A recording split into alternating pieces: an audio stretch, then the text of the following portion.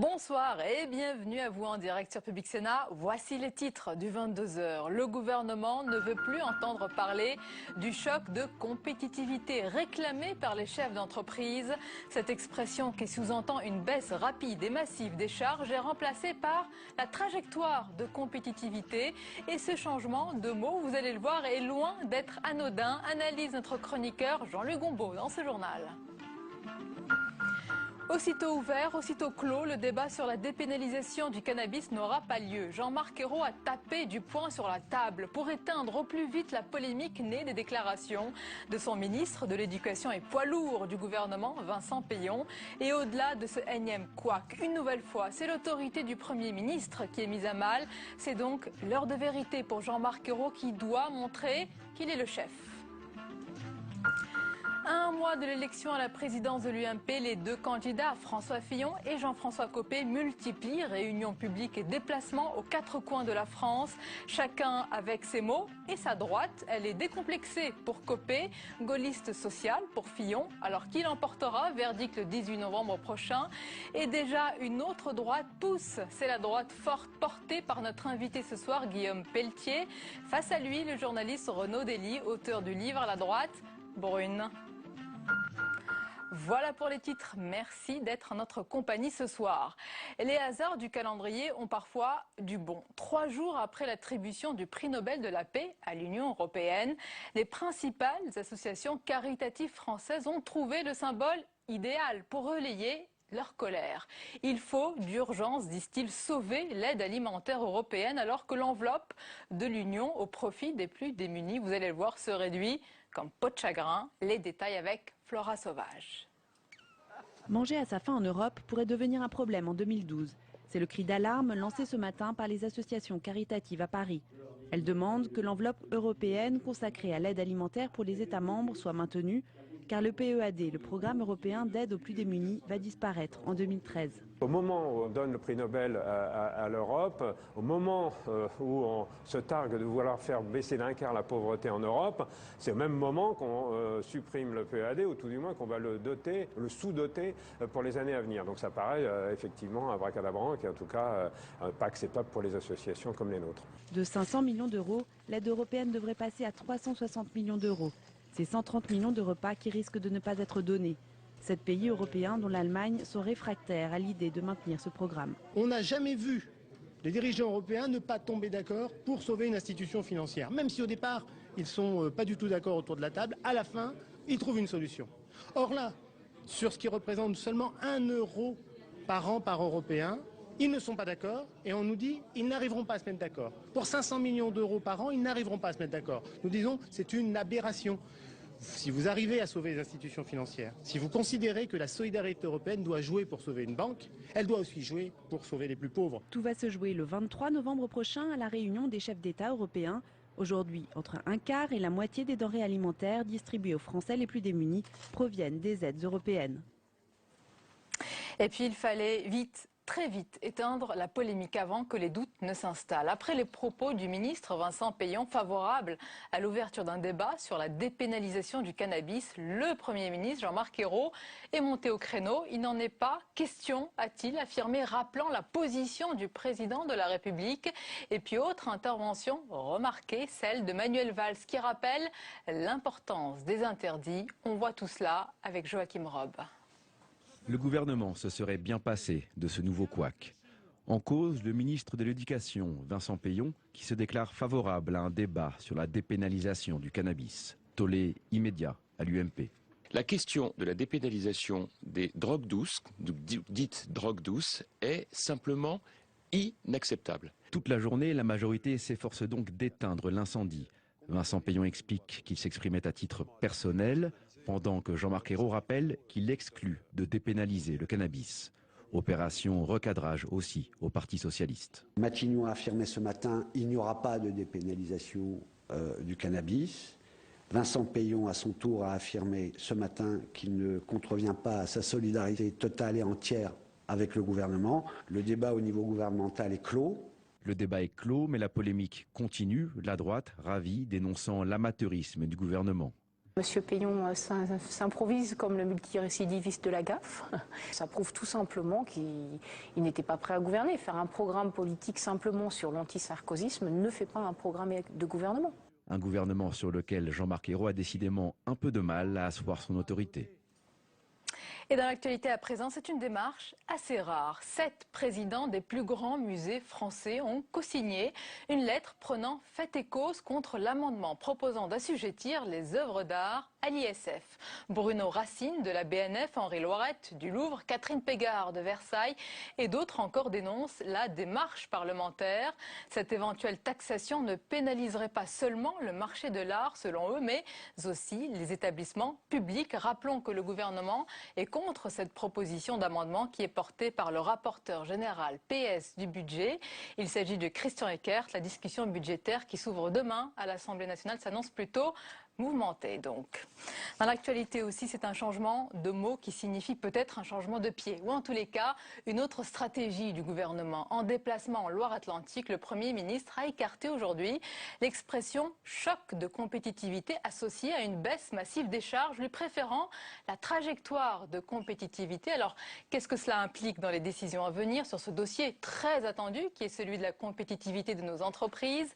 Analyse dans un instant de Jean-Louis Gombaud, mais d'abord, le rappel des faits, c'est avec Nathalie Guilloire. Une trajectoire de compétitivité plutôt qu'un choc. Ce matin, le Premier ministre Jean-Marc Ayrault a rappelé sa prudence vis-à-vis d'une baisse massive des charges. Il déclare « Si vous pensez que la compétitivité, c'est l'allègement des charges, vous ne connaissez pas le dossier. » Matignon a donc décidé de viser la compétitivité hors coût du travail, une solution satisfaisante pour l'économiste Christophe Blot. Quand on regarde ce qui se passe en France relativement aux autres pays de la zone euro, c'est sans doute pas sur la dimension des coûts où on a le plus perdu en compétitivité. Et pourtant, on perd des parts de marché. Donc si on perd des parts de marché, c'est donc qu'a priori, le problème principal est lié à la compétitivité hors coût, c'est-à-dire tout ce qui peut être lié à l'innovation, à l'ergonomie, au design des produits, à l'image de qualité, enfin tout un tas de facteurs. Pas suffisant pour Laurence Parisot, la patronne du MEDEF dénonce une situation gravissime et réclame un choc d'une ampleur de 30 milliards d'euros via d'un côté une baisse des charges patronales et salariales et de l'autre une légère augmentation de la CSG et de la TVA. Un séminaire gouvernemental sur la compétitivité sera organisé le 6 novembre, a déclaré le Premier ministre, au lendemain de la remise du rapport de Louis Gallois, le commissaire général à l'investissement. Et sur le plateau du 22h avec nous, Renaud Dely, bonsoir. Bonsoir. Bienvenue, vous êtes directeur de la rédaction du Nouvel Observateur et l'auteur de ce livre, La droite brune, UMP et FN, les secrets d'une liaison fatale aux éditions Flammarion. Avec nous également notre chroniqueur Jean-Louis Gombaud. Bonsoir Jean-Louis. Bonsoir Sonia. Jean-Louis, d'abord l'analyse économique ce soir. Alors on joue sur les mots choc de compétitivité ou trajectoire. Est-ce que le gouvernement a du mal à prononcer ce mot de compétitivité? Disons que la question de la compétitivité sur un plan politique est épineuse. Mais sur un plan économique, elle est extrêmement compliquée. C'est la plus compliquée de toutes sur un plan économique. Pour la question budgétaire, vous avez la colonne dépenses, vous avez la colonne recettes. Évidemment, c'est difficile d'augmenter la colonne recettes, c'est compliqué de diminuer la colonne dépenses, mais au moins les termes du débat sont assez clairs. Sur la compétitivité, c'est beaucoup plus compliqué. Alors il y a une chose qui est sûre, c'est que la France est trop chère. La France est trop chère, et d'où cette idée de choc compétitivité qui consisterait tout simplement à transférer 30, 40, 50, pourrait même certains disent aller même jusqu'à 80 milliards d'euros de charges sociales pour les transférer, les basculer sur la CSG afin de diminuer les charges salariales des entreprises pour leur permettre de mieux vendre à l'étranger et même d'ailleurs en France. Mais quand on dit que la France est trop chère par rapport à quoi ? C'est-à-dire qu'effectivement, si on compare pourquoi Volkswagen vend-il plus d'automobiles que Peugeot, Renault, c'est pas parce que les ouvriers de Volkswagen sont moins bien payés que les ouvriers de Renault, ce serait même plutôt le contraire. En revanche, si on compare par exemple la valeur, le coût de production d'une Clio française par rapport à une Clio turque ou slovaque, là, le différentiel est exact. Donc le problème de la compétitivité ne se pose pas dans l'absolu, mais se pose par rapport à l'offre qui est offerte aux clients. Et effectivement, si on compare les deux Clio, eh bien, il faudrait baisser le coût salarial français de 30%, ce qui, évidemment, poserait un certain nombre de problèmes. Mais si on veut produire des voitures comme les Volkswagen, par exemple, ça mettra énormément de temps. Et hors du temps, nous n'en avons pas parce que nous sommes pressés justement par le temps. Sommes-nous vraiment pressés par le temps aujourd'hui? Puisque les chefs d'entreprise, avec en tête Laurence Parisot, patron du MEDEF, réclament à corps et à cri et en urgence ce choc de compétitivité. Il y a vraiment le feu? Il y a le feu dans le sens où la conjoncture est très mauvaise, il n'y a plus de croissance, l'investissement baisse, les exportations stagnent. Nous avons un véritable problème de conjoncture et les chefs d'entreprise disent, mais écoutez, faisons ce choc de compétitivité parce que si nous ne le faisons pas, comme la demande intérieure est en train de se restreindre, on n'a pas d'échappatoire. Il faut absolument que nous vendions sur l'extérieur et donc il nous faut ce choc de compétitivité. Mais si on réfléchit bien, par exemple, si vous baissez les charges sociales, dont on parlait tout à l'heure de 30 à 40 milliards d'euros, qu'est-ce que vous gagnez en prix sur votre Clio, exactement. Vous allez gagner 3-4%, c'est-à-dire, en fin de compte, la marge de négociation de tout client qui rentre à l'intérieur d'une concession. Et par contre, vous augmentez votre CSG et vous diminuez encore un peu plus la demande intérieure. Cela dit, les entreprises disent, oui, mais regardez nos marges. On est à 27% de marge, les plus faibles depuis 1985. On a besoin d'un peu plus d'air, de façon à pouvoir respirer et au moins investir. Donc on est dans un combat qui ensuite se relaie avec un combat politique, parce qu'on voit bien qu'au sein de la majorité, certains disent arrêtons de céder devant les patrons, et donc on transforme le choc de compétitivité en trajectoire de la compétitivité ou en choc de confiance. Merci beaucoup Jean-Louis. Justement, Renaud Delis, ce changement de mots, c'est pas juste, on ne joue pas simplement sur les mots, il y a un vrai changement de stratégie du gouvernement ce soir? Mais on voit que la compétitivité, c'est un problème économique, comme Jean-Luc Gambeau vient de l'expliquer en détail, puis c'est aussi un problème politique. Il y a un affrontement politique et idéologique derrière. C'est d'abord un angle mort de la campagne du candidat François Hollande, c'est un thème qu'il n'a pas abordé pendant sa campagne et qu'il avait plutôt mis sous le tapis. Et puis on voit qu'effectivement, il y a au sein de la majorité un certain nombre de tiraillements, ceux qui reprochent au gouvernement d'avoir cédé peut-être un peu trop vite par rapport, entre guillemets, à ce qu'on appelait les pigeons, la fameuse mobilisation de ces patrons de start-up. Mais d'un autre côté, Laurence Parisot aussi, elle fait de la politique. L'assaut qu'elle lance sur le gouvernement et qu'on a vu à la une du Figaro que vous avez reproduit à l'instant, c'est pas un assaut de même nature qu'elle lançait à l'assaut du pouvoir précédent. Alors certes, la conjoncture s'est dégradée depuis 4 mois, mais le problème de compétitivité du travail en France, il se posait aussi il y a 4 ou 5 mois avant l'élection de François Hollande. D'ailleurs, à l'époque, Nicolas Sarkozy avait évoqué la fameuse TVA dite sociale qui posait aussi d'autres problèmes en matière éventuelle de hausse d'inflation et donc de pouvoir d'achat. Donc dans les deux camps, si j'ose dire, entre guillemets, on fait évidemment de l'économie, il y a ce problème qui se pose par rapport à nos concurrents, mais on fait aussi de la politique, y compris au MEDEF. Alors continuons à parler, nous, de politique. Celui qui a parlé de compétitivité aujourd'hui, c'était le Premier ministre, Jean-Marc Ayrault, qui a donc recadré aujourd'hui son ministre et poids lourd du gouvernement, Vincent Peillon. Il fallait clore évidemment ce débat sur la dépénalisation, mais ce qu'il fallait aussi, à Jean-Marc Ayrault, qu'il montre qu'il est le chef. Et d'urgence aussi peut-être? Probablement. Je pense d'ailleurs que c'est une des raisons de cette erreur, de cette gaffe de Vincent Peillon. Je pense qu'au sein du gouvernement aujourd'hui, il y a un certain nombre de ministres qu'on appelle les poids lourds, qui ont peut-être du mal à respecter l'autorité de Jean-Marc Ayrault parce qu'ils ont du mal à l'apercevoir ou etc. Vraiment à se sentir sous sa tutelle. Et donc je pense que ça explique en bonne partie cette gaffe de Vincent Peillon qui effectivement a été mal placée. Jusqu'à quand il y aura cette séquence, ce couac, ce recadrage et ce point sur la table? Est-ce que Jean-Marc Ayrault va arriver vraiment à clore tout cela? Je n'ai pas la fin de l'histoire, mais en tout cas on a vu la façon dont le Premier ministre s'est jeté sur cette occasion pour manifester son autorité. Je pense qu'une bonne partie du problème réside à Matignon. C'est-à-dire que si le Premier ministre réussit à assumer son autorité et à la faire respecter par ses ministres, les problèmes seront en tout cas moins nombreux, voire disparaîtront. Ça n'est pas lui qui est responsable de ce couac-là, mais l'indiscipline collective, forcément, elle a en bonne partie sa source à Matignon. D'ailleurs, Jean-Louis, il va devoir réaffirmer assez souvent son autorité, Jean-Marc Ayrault, parce que la discussion budgétaire va s'ouvrir dès demain à l'Assemblée. Ça promet d'être assez vif avec une majorité qui est rétive. Qui est rétive et puis qui a proposé des prélèvements fiscaux nouveaux qui ne sont pas tous du goût, je pense par exemple à l'impôt qui a fiscalisé dans l'impôt sur la fortune des œuvres d'art. Donc ça promet un sacré débat. Et on en parlera ensemble demain, Jean-Louis. Merci. Restez avec nous, Renaud Dely. On va évidemment parler de votre livre, La droite brune, avec notre invité politique. Dans un instant, c'est Guillaume Pelletier qui porte, lui, la droite forte. Mais d'abord, dans l'actualité, dans le reste de l'actualité, on va parler de 2 fois plus de métiers qui sont, c'est fait, ouverts aux Roumains et aux Bulgares. Un arrêté du journal officiel publie aujourd'hui la liste des quelques 300 professions accessibles, de pâtissier à infirmier, de carrossier à médecin, en passant aussi par le métier d'enseignant des secteurs jugés sous tension. On voit tout cela avec Camilla Campuzano. Des enseignants roumains ou bulgares dans les lycées, c'est désormais possible. Un arrêté vient de doubler la liste des métiers ouverts à ces Européens aux droits limités. Une décision du gouvernement qui tombe à pic au Sénat. Aujourd'hui, la situation de ces populations était au programme. Donner des cours dans les lycées, si c'est la loi, mais pourquoi pas? Moi, ce que je souhaite, c'est que le droit soit le même en France pour tous les résidents européens des 26 pays de l'Union européenne.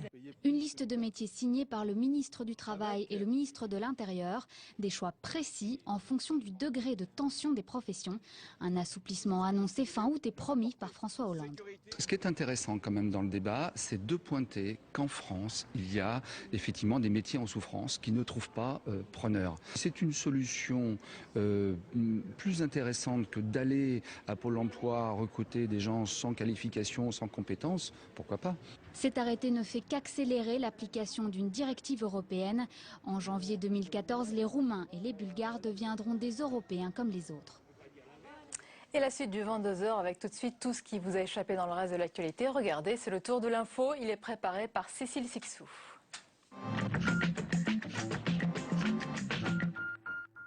Après la percée des indépendantistes belges hier soir aux élections municipales et notamment en Flandre, le gouvernement d'Elio Di Rupo est fragilisé.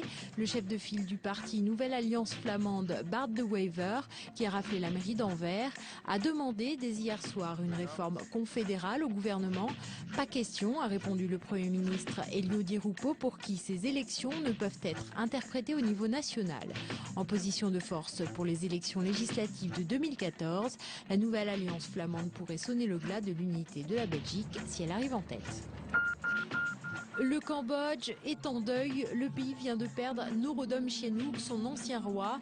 Mort en Chine d'une crise cardiaque, l'ancien monarque est resté sur le devant de la scène politique de son pays pendant près de 50 ans. Tour à tour, Premier ministre, chef de l'État, monarque, mais aussi prisonnier des Khmers rouges. Sa propre histoire a épousé celle de son pays. Roi dans les années 50 puis dans les années 90, il quitte le pouvoir en 2004 pour laisser la place à son fils. Il avait 89 ans. Charles Pasqua et André Santini devant la justice. Ils comparaissent ainsi que 9 autres prévenus pour détournement de fonds. L'histoire remonte à 2000. Les 2 anciens ministres décident de créer une fondation d'art sur l'île Saint-Germain avec le collectionneur Jean Hamon. Ce dernier fournit les œuvres. En échange, les 2 protagonistes s'engagent à les stocker et les entretenir le temps de la construction du bâtiment. Mais le musée ne verra pas le jour et les œuvres seront gardées aux frais des contribuables. Faire des recherches sur les embryons est interdit, mais cela pourrait changer. En commission des affaires sociales, aujourd'hui, les sénateurs sont revenus sur la loi bioéthique votée en 2011 et à l'unanimité se sont prononcés pour la modifier et notamment autoriser la recherche sur les cellules souches sous certaines conditions, ce qu'ils n'avaient pas pu faire au moment du vote de la loi. Nous étions l'an dernier dans un contexte un petit peu préélectoral qui fait qu'on n'a pas voulu bouger une loi qui avait été votée en 2004 pour 5 ans et qui méritait d'être clarifiée. La levée de l'interdiction permettrait des avancées de la recherche en France. Fin de session pour l'Académie des Nobel qui a remis aujourd'hui son dernier prix, celui de l'économie, et il récompense 2 Américains, Alvin Ross et Lord Shapley. Une actualité qui inspire le dessinateur Baudry de rue 89. Pour lui, ce prix de l'économie n'aurait pas pu être attribué à tout le monde.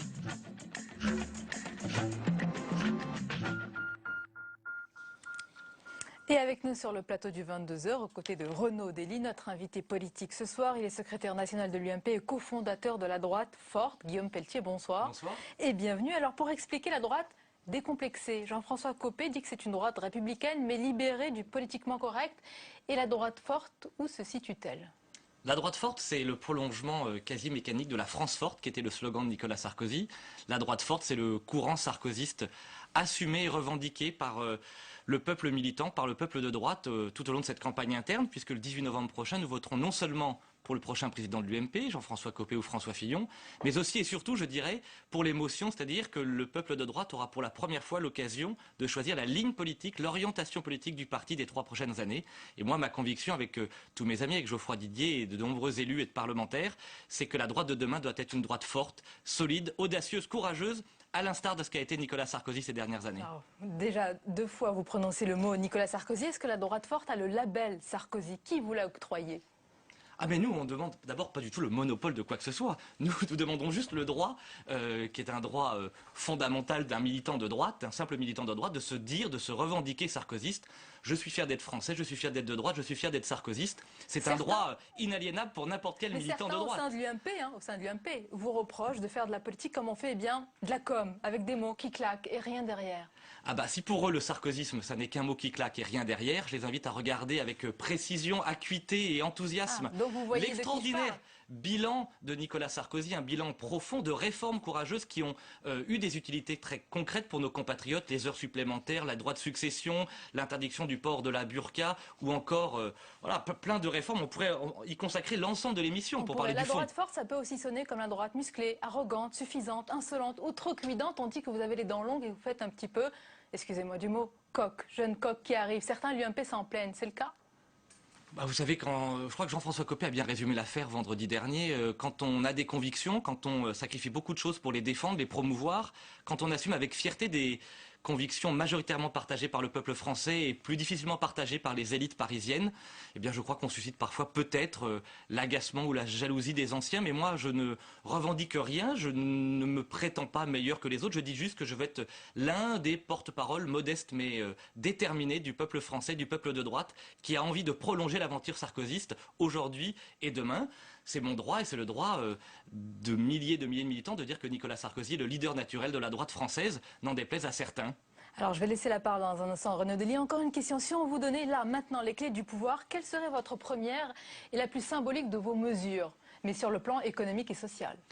Sur le plan économique, je crois qu'il faut, on a beaucoup parlé, c'était le thème de votre émission, hein, de votre journal, choc ou trajectoire de compétitivité. Les mots n'ont pas d'importance. Ce qu'il nous faut sur la question économique, c'est une révolution. Une révolution au service des PME et des TPE. Moi, je propose par exemple, avec la droite forte, l'instauration de la semaine des 40 heures de travail hebdomadaire obligatoire pour créer un vrai choc de compétitivité dans notre pays. Je propose l'abrogation des seuils sociaux. Vous savez, ces seuils qui pénalisent beaucoup nos TPE, PME de 10, 20 ou 50 salariés dans notre pays. Je propose une Europe qui se refonde, qui protège nos usines, nos paysans, nos ouvriers, parce qu'on ne peut pas accepter que l'Europe aujourd'hui, c'est une Europe soumise au marché, courant d'air entre deux océans. Renaud Delis, est-ce que cette droite forte, portée notamment par Guillaume Pétier, c'est votre droite brune que vous décrivez si bien dans ce livre, vraiment à lire, je vous le conseille? Je pense que c'est un petit peu plus compliqué que ça. C'est-à-dire que je pense que Guillaume Pelletier se revendique du sarkozysme comme tous ses compagnons au sein du MP. Et c'est pas moi qui vais attribuer le morceau de la vraie croix du sarkozysme à l'un d'entre eux. Donc ils se veulent tous sarkozystes. Le problème du sarkozysme, c'est que ça veut tout dire et son contraire. Le sarkozysme a tout été ces 10 dernières années. Le sarkozysme, ce n'est pas une idéologie sur toutes y compris les questions de société d'ailleurs, le droit de vote des étrangers, même le mariage homosexuel, et puis sur le plan économique, libéral, colbertiste, etc. Le sarkozysme a tout été. En revanche, c'est un état d'esprit, c'est une aventure, c'est ce que j'essaye de raconter dans le livre. Le sarkozysme, c'est d'abord la trajectoire d'un aventurier, en l'occurrence Nicolas Sarkozy, qui en héritage laisse une droite que j'appelle une droite sans mémoire, c'est une droite amnésique qui a coupé en grande partie avec son histoire. C'est-à-dire que c'est une droite pour laquelle, en gros, tout est permis. Une droite pragmatique, diront ses partisans, une droite cynique, diront ses adversaires, et ce cynisme fait que finalement, tout est permis, tout est autorisé du moment que ça peut servir à gagner, et donc ça amène cette droite-là à se rapprocher de façon spectaculaire des positions du Front National sur en gros 2 axes fondamentaux, le rejet des immigrés parce que cette droite-là est travaillée par une forme d'obsession identitaire, donc le rejet des immigrés et plus spécifiquement des musulmans, le péril islamiste, et puis le rejet absolu de ce qu'on appelle les élites, des voyers, etc. Donc ce sont les 2 axes qu'on voit à l'œuvre dans d'autres pays européens d'ailleurs, cette nouvelle droite néo-populiste populiste, qui se rapproche en fait considérablement de l'extrême droite et qui en fait, au bout du bout, ne sert qu'à conforter, à légitimer le discours de l'extrême droite. Vous êtes reconnu, mais je pense que la droite n'est pas forte, pour répondre à votre question, lorsqu'elle abandonne ses valeurs. Je pense qu'elle peut être forte en étant fidèle à ses valeurs et à son histoire républicaine. Non, mais la droite brune a une couleur et des odeurs d'un siècle passé. C'est une droite mutante. Absolument insupportable. Donc cet adjectif, pardon Renaud Deluy, mais je ne l'apprécie, ne me reconnais absolument pas dans cette description très caricaturale. Pour moi, le sarkozysme, c'est pas simplement une aventure humaine, même si le volontarisme de Nicolas Sarkozy est quelque chose d'important pour moi. Ce sont des valeurs très fortes, le patriotisme, le mérite, le travail, l'esprit de responsabilité. C'est la véritable droite moderne. C'est une droite qui parle au peuple français, c'est une droite qui se réconcilie avec le peuple et qui parle les yeux dans les yeux aux ouvriers, aux employés et aux classes moyennes. C'est ça la droite de demain et c'est la droite qu'on veut, avec à l'UMP, construire. Cette droite brune pour laquelle j'emploie ce qualificatif volontairement provocateur, c'est une droite mutante, c'est une droite qui pense qu'il y a un corpus de valeurs qui permet de rassembler l'ensemble de cette droite dite musclée et de l'extrême droite modernisée par Marine Le Pen. C'est-à-dire c'est une droite qui vise, au nom d'un étendard identitaire, à rassembler tous ceux qui sont du parti de ceux qui aiment la France. Il y a aussi dans ce livre une longue enquête sur Patrick Buisson, conseiller officieux, je pense, de l'ancien même officiel, de l'ancien chef de l'État. Discret mais officiel. Oui. Voilà. Vous remontez jusqu'à ses écrits des années 70, son parcours politique, journaliste, intellectuel, très cultivé, il faut le reconnaître, mais dont le but affiché, c'est la réconciliation de toutes les droites. Est-ce que c'est aussi votre but? C'est son projet idéologique, à Patrick Buisson. C'est vrai que c'est son projet idéologique depuis les années 70. Il a parcouru ces méandres-là et il pense qu'il y a un corpus identitaire qui unifie l'ensemble de ces droites-là, que vous connaissez bien d'ailleurs, parce que vous êtes vous-même passé par le Front National, par le mouvement de Bruno Maigret, par le mouvement de Philippe de Villiers. Donc vous aussi, vous connaissez cette trajectoire-là. Et c'est vrai que c'est légitime du point de vue de Patrick Buisson, mais je pense que ça ne correspond pas à l'histoire de la droite républicaine telle qu'elle existait depuis quasiment les répondre Guillaume Pelletier, auquel vous consacrez de nombreuses pages. Il serait le disciple, le fils caché de Patrick Buisson. Pas caché, non, il se revendique. Vous écrivez, il a même Patrick Buisson. D'abord sur mon parcours, parce que Renaud Deluy l'évoque. C'est incroyable ce gaz incapacitant, comme quoi dans une démocratie, dans une république, on ne pourrait pas avoir chacun sa trajectoire et son évolution. Moi, j'ai été effectivement militant il y a 15 ans maintenant, au siècle passé, à la fin des années 90, dans ces partis-là. Je suis très heureux d'en être sorti. Et Nicolas Sarkozy, entre autres, m'a réconcilié avec un certain nombre de choses et avec cette nécessité, justement, de faire des compromis pour réconcilier le réel et des convictions fortes. Deuxièmement, sur Patrick Buisson, cette chasse à l'homme, cette chasse aux sorcières, qui est une mode très, très médiatique. La vérité, je vais vous dire la grande différence. Attendez, regardez, vous allez dire la vérité, je voudrais, parce que nous on en parle, il faut que les téléspectateurs voient un petit peu son visage et ils sachent de qui il s'agit. On va regarder un extrait, c'est très rare de le voir et de le voir aux côtés de Nicolas Sarkozy. C'était lors du voyage pour rencontrer le pape, c'est en décembre 2007.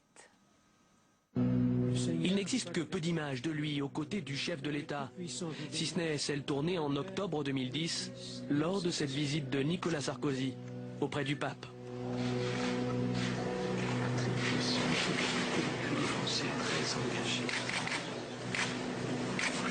Toute la ferveur et l'espérance que suscite votre pontificat chez les catholiques de France. Buisson, ardent catholique, traditionnaliste, très à droite. Elle est rare cette image. Alors Guillaume Pelletier, je vous laisse continuer. Tout ça est très lié. Si la théorie de Renaud Deluy est de dire la vocation de l'UMP est de s'allier avec le Front National, Renaud Deluy se trompe et se plante lourdement. Il n'est pas question de s'entendre avec les dirigeants du Front National. Si à l'inverse, la théorie de Renaud Deluy est de dire à l'UMP, ils sont aujourd'hui décomplexés et ils assument l'idée suivante, c'est de parler directement, de s'adresser aux électeurs du Front National, qui sont des citoyens comme vous et moi, et que nous devons faire revenir en leur disant que nous détenons, nous, les solutions, et que les solutions sont détenues par la droite forte, pas par une droite molle, centrisée, qui a honte de ses valeurs.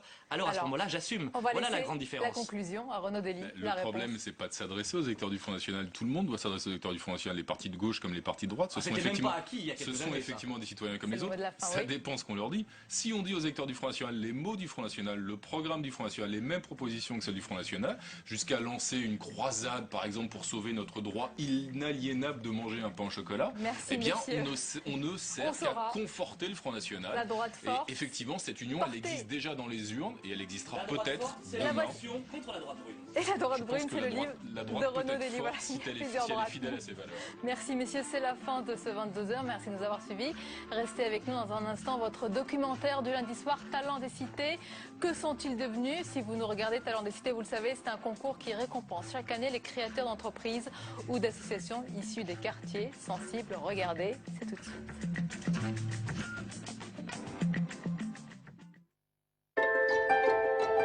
Je vais réussir.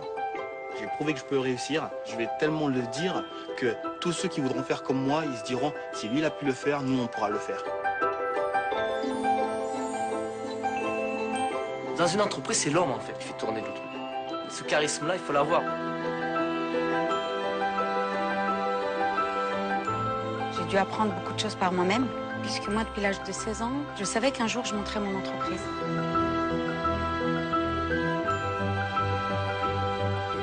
L'objectif, c'est de montrer que des salariés de banlieue ont des super compétences et qu'elles sont sérieuses.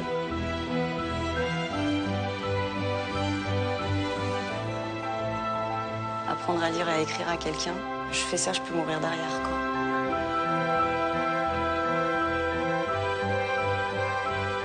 Si on tombe, on a le droit de rebondir, on a le droit de retourner au combat, on a le droit de vivre encore.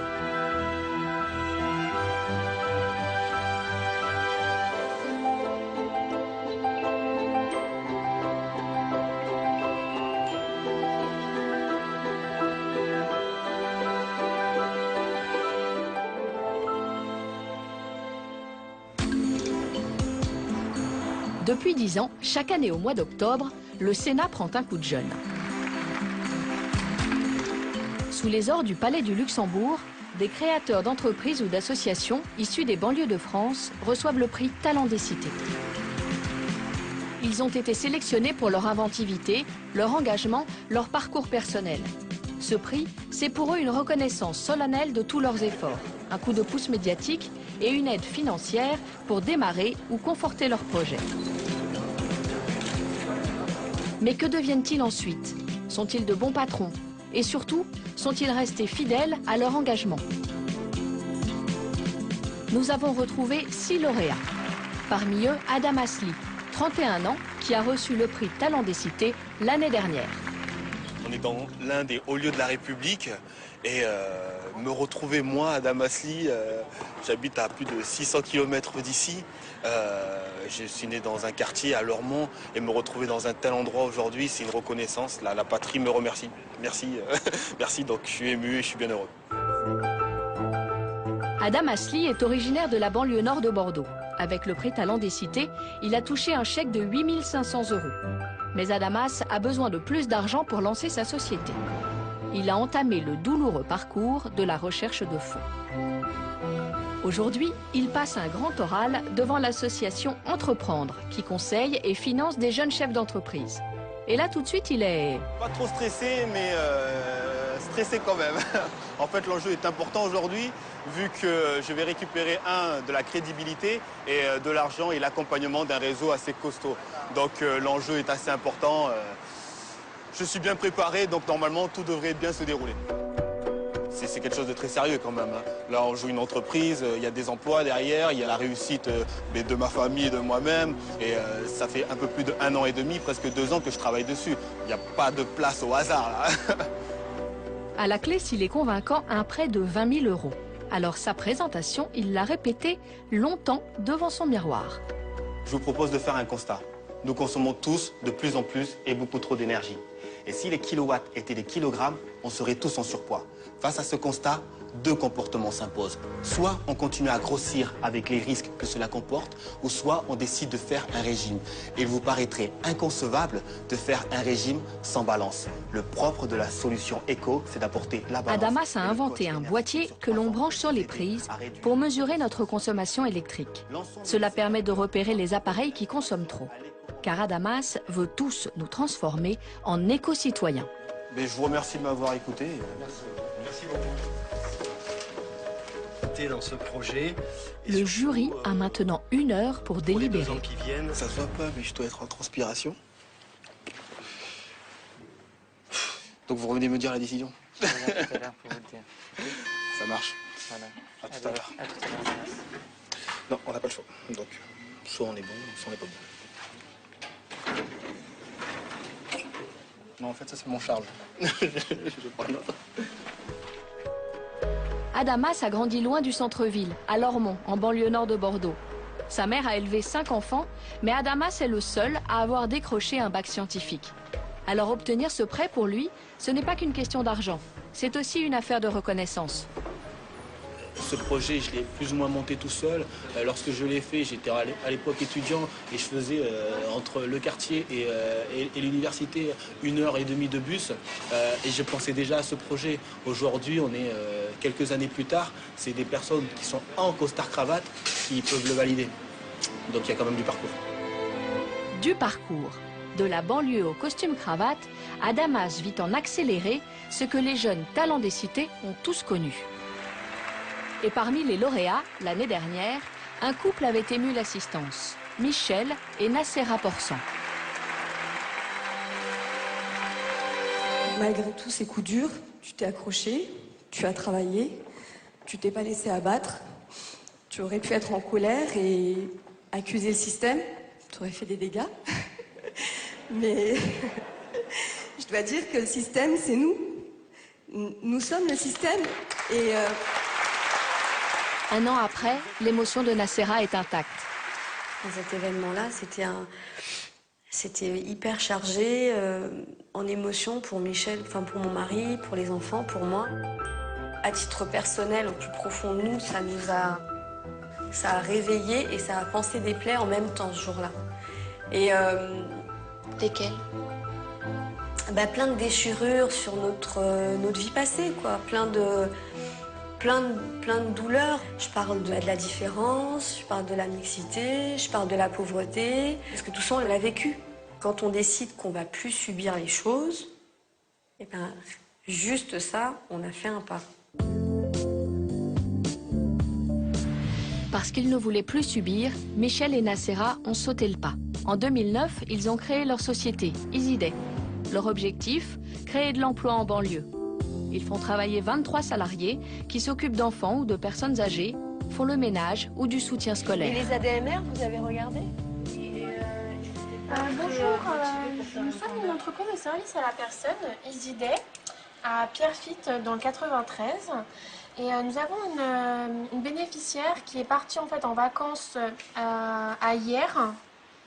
Et elle souhaiterait savoir si c'était possible que vous interveniez pour son fils, donc qui a 42 ans, qui est totalement dépendant. On essaie de s'adapter aux besoins du moment. Et là, en l'occurrence, c'est le départ en vacances.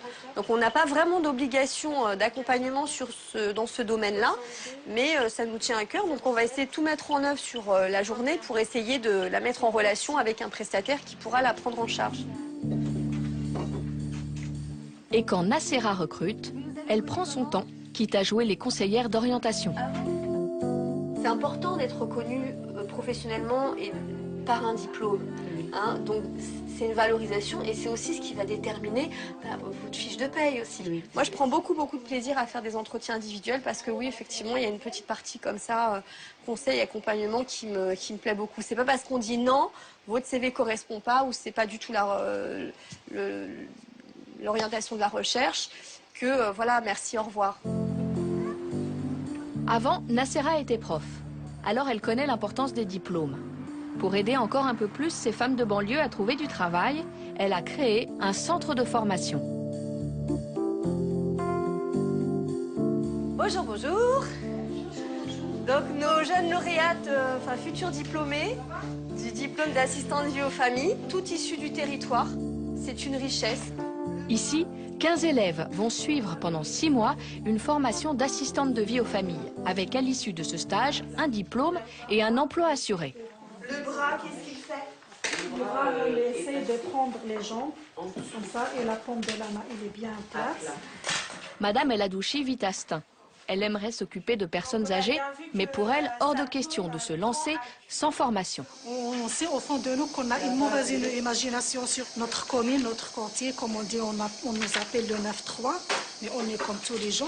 On s'intègre dans notre société, on travaille, on bosse, on a des enfants. On nous dit que notre mieux nos enfants participent à tout ce qu'il y a dans notre société. Vous allez bien? On va faire un peu du sport, on va vous faire bouger un petit peu. Donnez-moi votre bras. Essayez de tenir bien ici. Bravo. Voilà. Les chaussons. Les chaussons.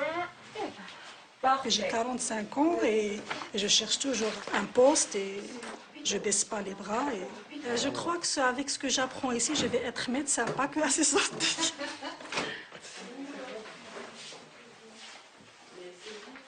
Des fois, je me mets comme ça dans le coin, faut pas le dire. Mais je me mets en bas et puis j'écoute les échanges qui se passent dans la salle et je suis ravie d'entendre ça. En fait, ce qui me rend le plus fière, c'est de toutes les voir en cours. Je regarde, je vérifie, tout le monde est là, je vérifie la motivation. C'est pas un gros diplôme, hein, mais en même temps, c'est tout, c'est un exemple, c'est une revalorisation même partout, dans le foyer, une revalorisation sociale, c'est un travail, c'est un salaire et ça, c'est important.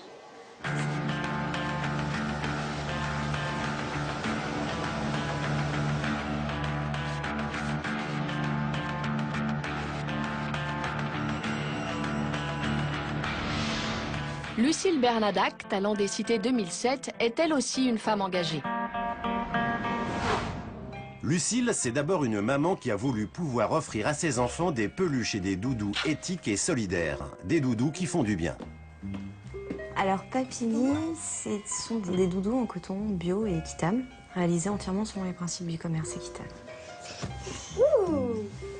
Le constat, c'était de se dire quand tu vas acheter du café, tu prends du bio, tu prends du conventionnel, tu prends de l'équitable, t'as le choix. Si tu fais la même chose devant un rayon jouet, t'as pas le choix.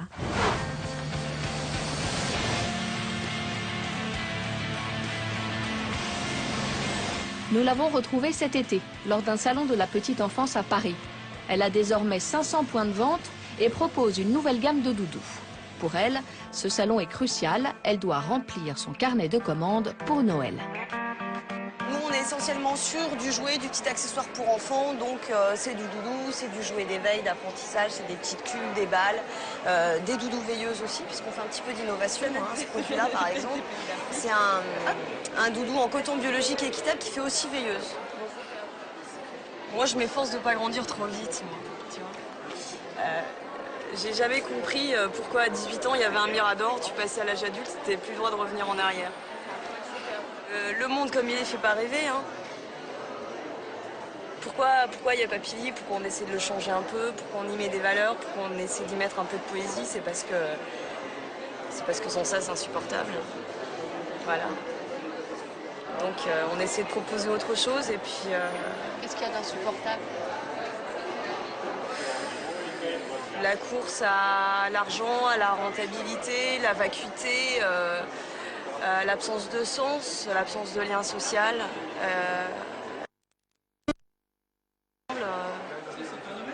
Là, c'est du business qui a du sens pour moi. C'est-à-dire qu'on fait vivre un projet, on fait vivre une entreprise, on crée de l'emploi ici, on génère des flux économiques, mais en plus, derrière, il y a cette construction. On ne travaille pas uniquement pour du ratio financier. Pour fabriquer ces doudous, Lucille achète du coton au Sénégal, ce qui revient plus cher, mais lui permet de rester fidèle à ses principes. On est sur une source matière première qui est du coton certifié biologique et qui est certifié équitable dans la mesure où il est payé aux producteurs de coton un prix bien supérieur à celui des cours mondiaux. Le commerce équitable, ça permet notamment à travers le prix et la garantie d'un prix de protéger les petits producteurs contre les fluctuations du cours des matières premières. Et là, de façon très concrète, le coton qui est payé aux producteurs avec lesquels on travaille, donc sur des communautés sénégalaises, c'est 70% de gains en plus par rapport à un prix indexé sur le marché mondial du coton. Je vous en mets combien, un de chaque? Oui, un de chaque, on va commencer par ça. D'accord. Ça vous va? Ça me paraît pas mal équilibré, ouais. Une boutique qui fonctionne bien, on est sur des commandes annuelles autour de 1 000 1 500 euros sur une boutique indépendante. Et là, c'est ce qu'on vient de faire en ligne commande. C'est extrêmement rassurant, ça sert à ça aussi les salons, hein, à savoir comment on se positionne, comment on est par rapport aux concurrents, par rapport au marché, si les produits plaisent. C'est un lien direct avec le marché, avec les distributeurs. Donc c'est extrêmement rassurant, c'est super encourageant. Donc ça, ce sont des ailes d'ange, pour les petites filles en particulier, avec des petites plumes qui sont sur le même tissu photoluminescent que les petites doudous veilleuses. Donc la nuit, ça brille. Et ça fait des vraies ailes d'ange qui brillent la nuit. Donc tu vois, t'es vraiment sur un truc de princesse, de fée.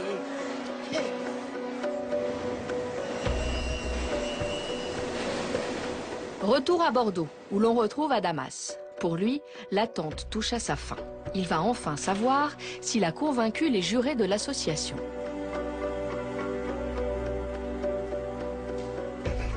Allô? Oui.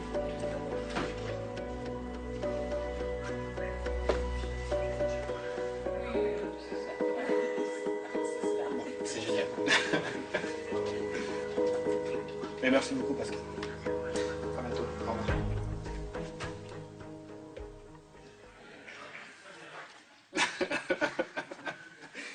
Bon. Ça se voit pas, mais je suis vraiment très content. Il y a du financement, mais il y a surtout un accompagnement de personnes d'expérience qui sont bénévoles et qui vont m'aider et m'orienter pour optimiser les choix de mon entreprise et pour faire en sorte qu'elle marche le mieux possible. Être bien accompagné, c'est le leitmotiv d'Adamas. Salut Adamas. Alors il ne s'entoure pas uniquement de dirigeants en costume-cravate. Il joue aussi la carte du réseau de la cité. Il retrouve régulièrement ses amis chefs d'entreprise, tous venus des quartiers. Le but, c'est de créer un réseau entre nous pour partager nos expériences. Éric Tchitchamboué est lui aussi un lauréat des talents des cités et on vient tous les deux de la même ville. Quand on est chef d'entreprise, il est super important de s'entourer. C'est là où on va chercher les conseils, les idées, un regard extérieur qui permettra aussi de développer, d'affiner son projet un peu plus. Céline et Anaïs ont créé leur pizzeria il y a 6 mois. Sans un sou, sans expérience, elles ont voulu convaincre les banques au bas goût. Mais ça n'a pas suffi. Parce que nous, on est parti un petit peu toute seule, en fait. On est parti un petit peu dans tous les sens. On a voulu faire notre étude de marché toute seule, on a voulu commencer notre plan de financement toute seule. Et en fait, on s'est rendu compte que, justement, au premier rendez-vous chez le banquier, on était un petit peu à la masse, quoi. On était un petit peu perdus. Et c'est de là où après on a rencontré Hassan et il nous a dit non, il y a des structures, il faut aller là, il y a des aides qui sont là aussi pour vous financer le plan de financement pour que ce soit béton une fois qu'on arrive devant la banque. C'est vrai qu'il y a ce manque d'information. Les jeunes, moins jeunes, ont du mal à prendre l'initiative. Pourtant, ce n'est pas les idées qui manquent. Hein. D'où l'importance de ces réunions, d'où l'importance de pouvoir parler entre nous, d'où l'importance d'avoir ces échanges. Alors c'est très informel, c'est très convivial, ça permet de souffler au niveau de notre activité qui nécessite une concentration et vraiment beaucoup d'énergie. Et là, on peut échanger, décompresser et savourer en vérité notre position de chef d'entreprise. Et aujourd'hui, Adamas savoure la réussite de son grand oral. Tu le mérites quoi, il n'y a rien à dire. Tu as bossé pour et... Ah, j'ai bossé mec. Elle sait que t'as bossé. Ça fait plaisir. Ça fait plaisir. Bon, on va fêter ça alors. Ouais, on va fêter ça. On va aller, c'est une grosse hôtel à Adama. On a 20 000 € de budget pour moi. Bon, je laisse. À bientôt. Bonne soirée. Salut. T'as touché combien hier? J'ai touché beaucoup. Bon, voilà. Ali Kaya est lui aussi un chef d'entreprise venu de la banlieue bordelaise. Mais il fait déjà figure d'ancien. Il appartient à la toute première promo des talents des cités, celle de 2002. Son entreprise est née dans les parkings souterrains de la ville. Diplômé d'une grande école de commerce, il découvre alors qu'il est impossible de faire laver sa voiture dans le centre-ville de Bordeaux. Depuis, il installe des stations de lavage dans les parkings souterrains. On parle d'écologie, on va à pied chercher la voiture. Ce matin, Ali se rend chez une commerçante bordelaise située à 2 pas de là. Je vais chercher la voiture. Bon. Dès qu'on termine, on vous appelle. Ça vous va? Ça va? On va amener la voiture au centre, ça va être nettoyé. Et une fois que c'est terminé, on ramène la voiture chez le client, là où on l'a récupérée en général. Ça, c'est le secret Carclean. Quoi? Regardez, est-ce que vous voyez des jets d'eau? Y a pas. Aujourd'hui, Ali Kaya possède 5 stations de nettoyage et s'est associé avec Rachid, son frère. Son affaire est un gros succès et il est devenu un notable girondin. Au point que le maire de la ville, Alain Juppé, est venu lui-même inaugurer sa dernière installation. Enfant d'Anatolie, fils de berger, parents qui sont venus pour des raisons économiques en France, pour donner une meilleure réussite et une chance de réussite à leurs enfants. Le jour où on a eu nos premiers salaires ou autres, quand on a pu un peu aider la famille, voilà, on a vu des petites lueurs dans les yeux des parents, en disant bah, enfin, nos enfants, ça y est, ils sont dans la vie d'adulte et ils ont a priori pris le bon chemin. Avec 3 nouveaux points de nettoyage en libre service, la société d'Ali Kaya ne connaît pas la crise. Alors, il a décidé que maintenant, c'était à son tour d'aider les autres. Avec d'autres chefs d'entreprise venus des quartiers, il a lancé JEA, Jeunes Entrepreneurs d'Aquitaine.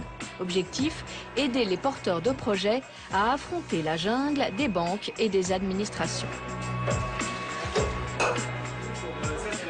Parmi eux, Fouad Essali. Kamel, ça va Fouad? Tu vas bien? Ça se passe bien? Bon, la saison pour toi? Mais ça se passe bien. Hein. Ouais. Voilà, c'est ma 2e année. De plus en plus de monde, on a réussi à fidéliser, les touristes reviennent.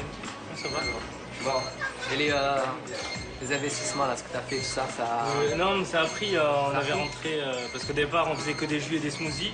Et au fil du temps, on a réinvesti, on a acheté des vitrines, on a étoffé la gamme. Bon, tout va bien. Bah, super. Quand Fouad a voulu investir, Ali l'a aidé à monter son dossier pour convaincre les banques. Aujourd'hui, en France, on a une mentalité de demander des cautions, des garanties, chaque fois qu'on entreprend. On est dans une administration, en fait, qui, au lieu de dire, bon, allez, écoutons, c'est intéressant et on va foncer, puis on gérera ensemble, au lieu de prendre cette responsabilité-là, on se prend les plus de précautions en disant dans l'idée de perdre, en fait. Alors qu'on devrait partir dans une histoire gagnant. La frilosité de l'administration et des banques. Tous les jeunes chefs d'entreprise doivent y faire face. Lucille, la créatrice de Doudou Équitable, en fait l'expérience douloureuse. 1 mois est passé depuis le salon parisien et elle a rempli son carnet de commandes. Et pourtant, rien ne va plus. On commence à devenir un fournisseur incontournable de la saison et là, on est juste bloqué, quoi. On a quelque chose comme 95 000 € de commandes. Et pour l'instant, on ne peut pas livrer. Pourquoi? Parce qu'il faudrait lancer une production, que j'ai pas les moyens. Car pour lancer une production, il faut du cash. Et les banques refusent d'en prêter à Lucille. J'ai rencontré certaines banques. Quand tu présentes un carnet de commandes, on dit, vous savez, madame, c'est plus suffisant un carnet de commandes. Si les banques ne suivent pas parce qu'elles estiment qu'il y a des risques, alors qu'on a un carnet de commandes, et si les investisseurs privés ne peuvent plus investir parce qu'ils ne peuvent plus défiscaliser, donc ils vont s'arrêter, on va faire quoi? Là, on n'est plus dans l'important, on est juste dans le crucial. C'est-à-dire que si on ne fait pas, on ne fait rien. Et si on ne fait rien, la saison de Noël, elle est morte. Et si la saison de Noël est morte, la boîte, elle meurt avec.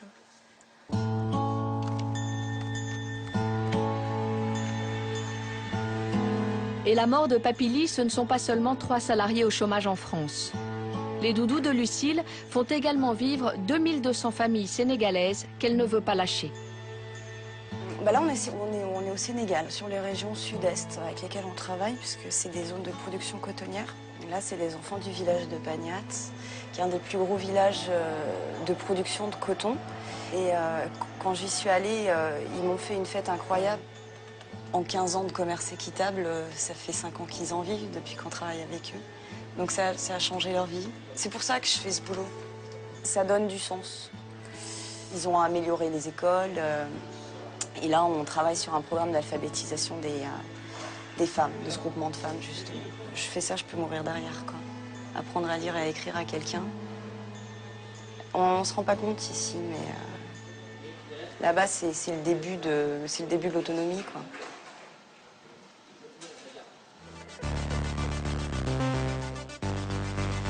Alors Lucille reprend ses dossiers sous son bras.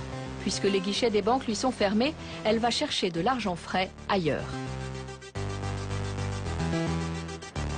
Tu as deux façons si tu veux de financer le développement d'une entreprise, par exemple. Soit tu passes par les banques, soit tu passes par des fonds qui sont des fonds privés. Donc à ce moment-là, tu as affaire à des investisseurs privés qu'on appelle des capitaux risqueurs ou des business angels. Donc tu vois, ça peut être une piste aussi pour l'entreprise.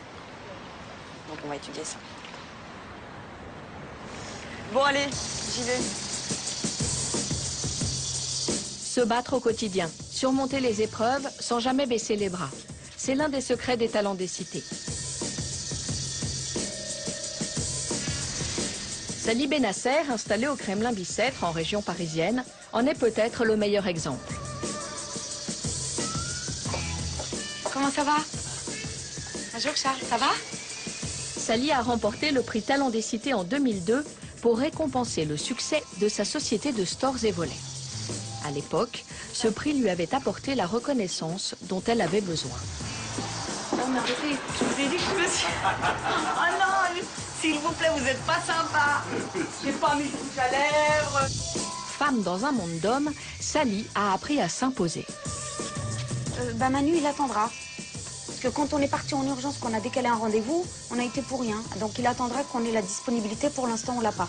Il n'y a qu'une fenêtre cintrée qui a le vitrage... Oui. Nous avions filmé Sally il y a 2 ans et déjà elle avançait à un rythme d'enfer. Je vais vous laisser, monsieur Esther, parce que je suis en retard sur mon planning. Il faut que je parte. Pour Sally, être chef d'entreprise n'est pas un métier de tout repos, mais elle n'en voulait pas d'autre. Les gens s'imaginent que créer sa boîte, c'est être patron, porter un costume et puis rien faire de la journée, que ça tombe tout seul. Ben, ils sont dans l'erreur. Ils n'ont rien compris à l'entrepreneuriat. Parce qu'un chef d'entreprise, ben, ça travaille plus que tout le monde. Et c'est lui qui doit servir d'exemple aux autres. Mais aujourd'hui, la société de Sally connaît une crise de croissance. Un 3e magasin va ouvrir et en plus des stores, Sally veut proposer des cloisons sur mesure. Mais comment s'y prendre? À quel moment lancer l'atelier? Quel profil doit-elle recruter? L'attaque est une phase importante, ben, c'est le développement.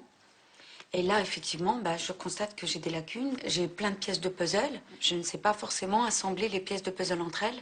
C'est pour ça que je me fais accompagner par des compétences, par des gens qui ont de l'expérience pour m'aider à développer mon entreprise. Ça va bien et vous? Alors, Sally a décidé de chercher conseil auprès de William Prost, de la Chambre de commerce. Oui, on va s'installer. Ali, tu veux bien venir nous rejoindre, s'il te plaît? J'ai acheté les machines, j'ai monté l'atelier, on a formé le personnel, on a acheté du stock, on a acheté tout ça. Et voilà, donc peut-être que j'aurais dû commencer par autre chose avant, je ne sais pas. Donc là, aujourd'hui, on attaque une phase commerciale et là, il y a beaucoup d'argent en jeu, donc il faut faire attention. Je vous demanderais peut-être de me donner un peu des éléments propres à votre activité. On a besoin de recruter. Donc le recrutement, bah, ça nécessite des compétences et surtout, bah, on n'a pas le droit à l'erreur en fait. Est-ce qu'il vaut mieux prendre quelqu'un qui a déjà de l'expérience ou il vaut mieux prendre quelqu'un conforme? Quelqu'un qui sort de l'école de vente et conforme. Là, vous avez plutôt intérêt à prendre quelqu'un d'assez novice que vous pouvez former, qui a des bons atouts commerciaux, mais que vous allez former parce que vous avez tout pour le former.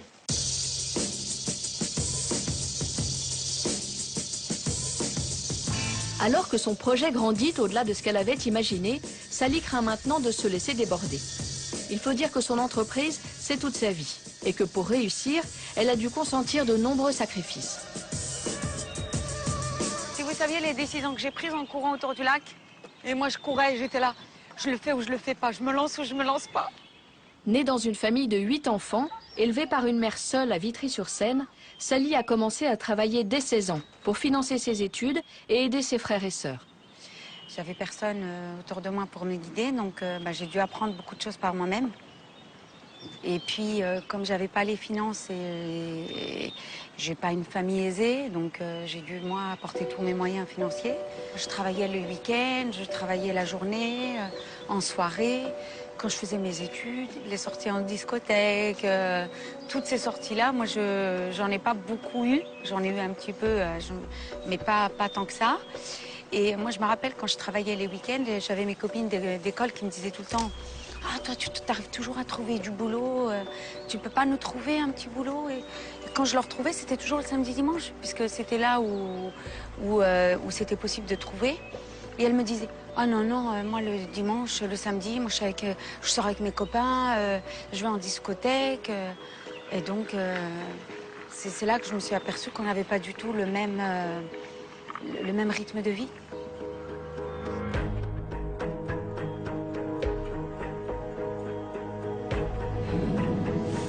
Sacrifier les sorties du week-end, ne pas compter ses heures, c'est le lot de l'entrepreneur. Et souvent, même la vie de famille en pâtit.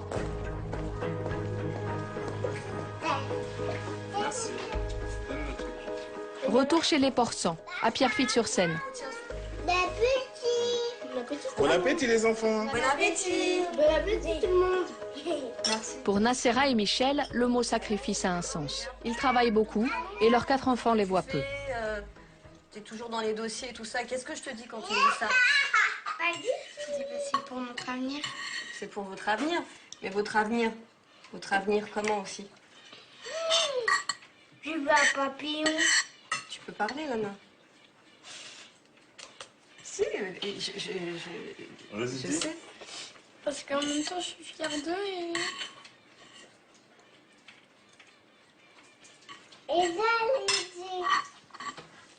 Nous aussi, on est fiers de vous. Parce qu'elle sait que c'est plein de sacrifices.